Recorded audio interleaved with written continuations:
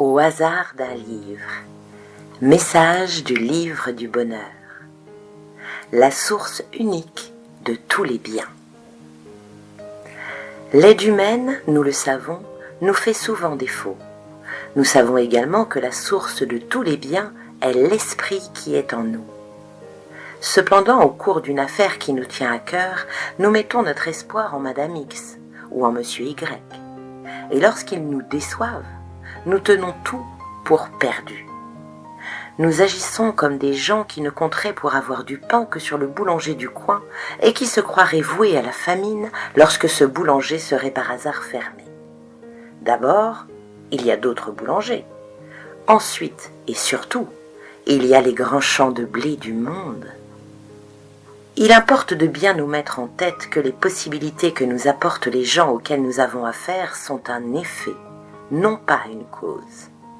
La seule cause, l'unique source de notre prospérité et de notre joie, c'est la puissance créatrice universelle, l'esprit en nous. Les eaux coulent, la source demeure. Notre réussite totale n'est possible qu'à partir de l'instant où nous prenons conscience de cette vérité. C'est ce qu'affirmait Sainte Thérèse d'Avila lorsqu'elle disait « Dieu suffit ». Et elle prouvait sa foi par des actes lorsque tous les secours humains sur lesquels elle comptait s'étant éclipsés, elle se réjouissait « Dieu va pouvoir agir ». Car tant que nous persistons à mettre tout notre espoir en quelques individus, nous ne sommes pas branchés sur la grande centrale électrique. Nous nous contentons d'un groupe électrogène de faible puissance et qui peut flancher n'importe quand. L'esprit en vous vous donnera ce que vous lui demandez justement. Il vous le donnera par un canal de son choix, par X ou Y, ou peut-être par Z. Ce qui importe donc, ce n'est ni X, ni Y, ni Z, mais l'esprit en vous. Voyez-vous la différence ? J'admets qu'il soit difficile, lorsque nous faisons des projets, de ne pas envisager avec ardeur telle solution qui nous semble heureuse. Cette ardeur, c'est sur l'immuable esprit que nous devons la porter.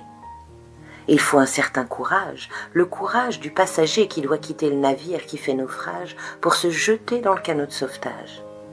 Il y a là un moment de vertige et d'angoisse, mais c'est le seul moyen de salut. Toute aide humaine est susceptible de faire naufrage. Seul l'esprit créateur de tout bien ne chavire jamais, n'échoue jamais. Lorsqu'une affaire, une démarche, s'avère un échec, ayez la force de ne point désespérer, de ne même pas vous inquiéter. Ne doutez point, une autre solution se présentera. Ne contemplez que la source d'où découlent tous les biens, et le bien que vous souhaitez se manifestera.